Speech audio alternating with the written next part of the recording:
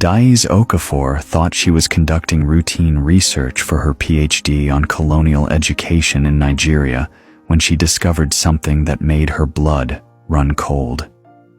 Hidden in the dusty archives of the British Colonial Office were documents that were never supposed to see the light of day.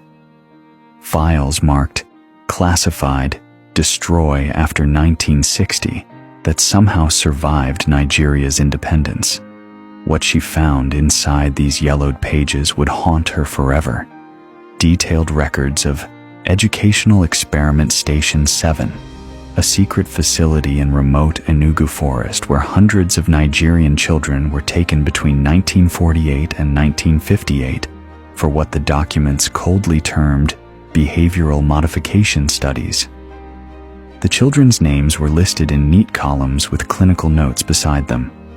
But there was one detail that made Adaeze's hands shake as she read. Every single file was stamped with the same red ink. Subject deceased. No family notification. 437 children had vanished without a trace, and their families were never told what happened to them.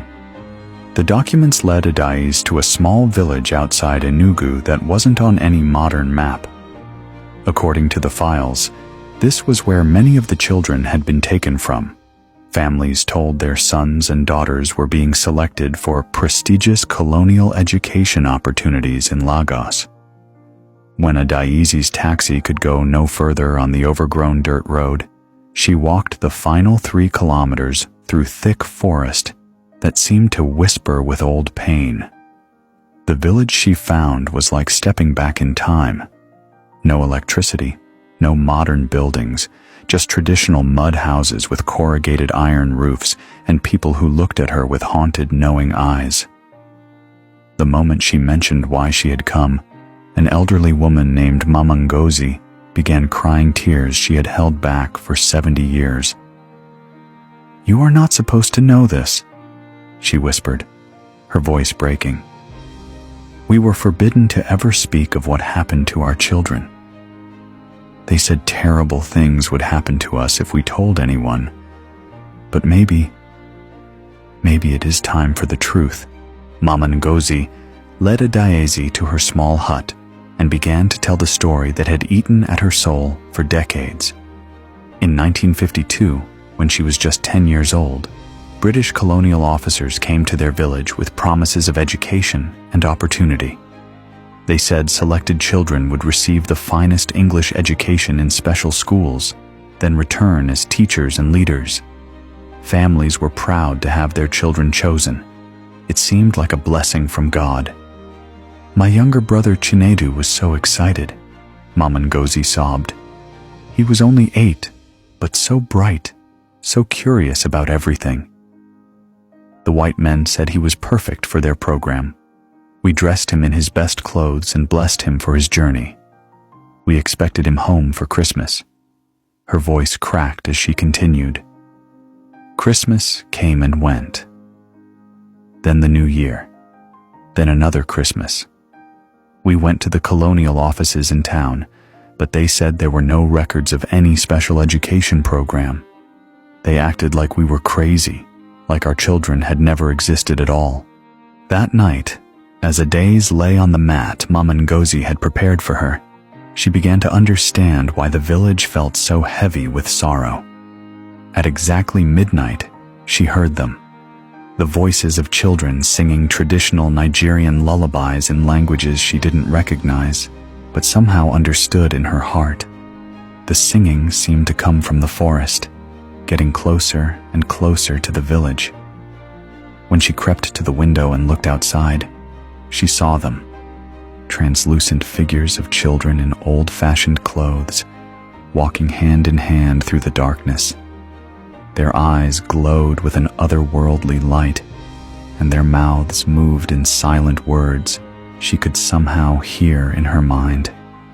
"Tell them we tried to come home. Tell them we called for our mothers every night. Tell them we never forgot who we were, no matter what they did to us." The children's spirits had been wandering for 70 years, unable to rest, because their families never knew what happened to them. The next morning, Mama Ngozi led Adaeze deep into the forest to a place the villagers called the Forbidden Ground. Hidden beneath decades of overgrown vegetation were the crumbling remains of concrete buildings, the remnants of Educational Experiment Station 7. But what made Adaeze collapse to her knees in horror was what they found behind the buildings. Hundreds of small, unmarked graves in neat rows, each no bigger than a child. The British had buried the evidence of their crimes right here, just kilometers from where the children's families still lived, never knowing their loved ones were so close. Mama Ngozi knelt beside one of the tiny graves and began to wail, a sound of pure ancestral grief that seemed to echo from the very earth itself. "My brother Chinedu is here somewhere," she cried. "All these years he was here, and we never knew. We never got to say goodbye. We never got to bury him properly according to our traditions. His spirit has been wandering, lost and alone." Back at Mama Ngozi's hut, Adaeze opened the most disturbing file from the archives, the detailed medical records of what the British had done to the children. The documents revealed that the educational program was actually a series of horrific psychological experiments designed to break the children's connection to their Nigerian identity and culture. Children were forbidden to speak their native languages. Those who did were subjected to electric shock treatments. They were forced to denounce their families, their traditions, and their gods. Those who resisted were given experimental drugs that caused permanent psychological damage. The goal, according to the lead researcher's notes, was to create a generation of Nigerians with no cultural memory who would serve as perfect colonial subjects. When children died from the trauma and medical experimentation, they were simply buried in the forest, and their families told they had run away or been transferred to another facility. The coldest entry in the files made Adaeze vomit. Subjects show remarkable resilience to identity erasure. Recommend increased intervention protocols. Cultural bonds appear stronger than anticipated. That night, the children's spirits came closer than ever before. As Adaeze sat with Mama Ngozi around a small fire, the temperature dropped suddenly, and they found themselves surrounded by the ghostly figures of hundreds of children. But now, they could see their faces clearly. Beautiful Nigerian children with tribal marks, traditional hairstyles, and eyes full of pain, but also hope. The spirits began to speak in unison, their voices like wind through leaves. "We remember our names. We remember our mothers' lullabies. We remember the taste of palm wine and the sound of talking drums. They tried to take our souls, but we held on to who we were until our last breath. We stayed strong for our families, even when we died alone and afraid. But we cannot rest until our people know what happened to us, until the world knows what was done in the name of civilization and progress. Tell them we were not just numbers in their files. We were children who loved our families and our land more than life itself." Armed with the children's spiritual testimony and the physical evidence, Adaeze knew she had uncovered one of the most horrific secrets of British colonial rule in Nigeria. But when she tried to contact international human rights organizations and historical societies, she discovered the cover-up was still active. Her emails were mysteriously blocked, her phone calls were cut off, and men in expensive suits began following her around Lagos. The British government, it seemed, still had powerful people working to keep this particular crime against humanity buried forever. But the children's spirits were growing stronger, appearing to other villagers, showing up in photographs, even manifesting in the cities where descendants of their families now lived. They had waited 70 years for justice, and they would not be silenced anymore. The dead were calling for the truth, and their voices were becoming impossible to ignore. When Adaeze's laptop was stolen from her hotel room, she realized she was in serious danger, but the children's spirits had already guided her to make copies of everything. On her last night in the village, Adaeze experienced something that changed her forever. The children's spirits led her back to the forest graveyard, but now she could see them clearly, not as ghosts, but as they truly were, brave Nigerian children who had died protecting their cultural identity against impossible odds. They had held on to their languages, their beliefs, and their love for their families, even as they were tortured and killed for refusing to forget who they were.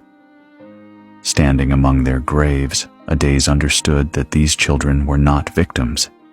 They were heroes. They had chosen death over cultural annihilation.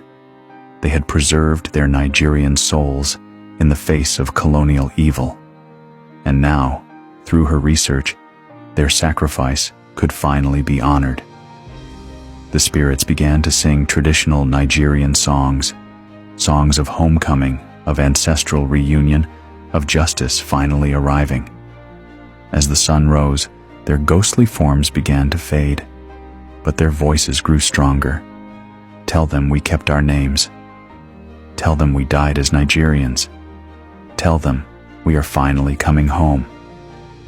6 months later, despite death threats and attempts to silence her, Adaeze published her research in an international journal. The story exploded across global media. The Nigerian children the British Empire tried to erase. Families across Nigeria finally learned what had happened to grandparents and great-uncles who had gone away for education and never returned. The British government was forced to acknowledge the crimes and pay reparations to affected families. But more importantly, the children's names were finally spoken aloud, their stories honored, their resistance celebrated. Mama Ngozi lived to see a memorial built at the site of the mass graves, with each of the 437 children's names carved in stone. On the day of the memorial's dedication, witnesses reported seeing hundreds of young spirits dancing around the monument, not in sorrow anymore, but in joy. They had achieved what they died protecting. Their Nigerian identity would never be forgotten. The children had finally come home. And sometimes, on quiet nights in villages across Nigeria, people still hear the sound of children singing traditional lullabies, not as ghosts seeking justice, but as ancestors watching over their homeland with pride.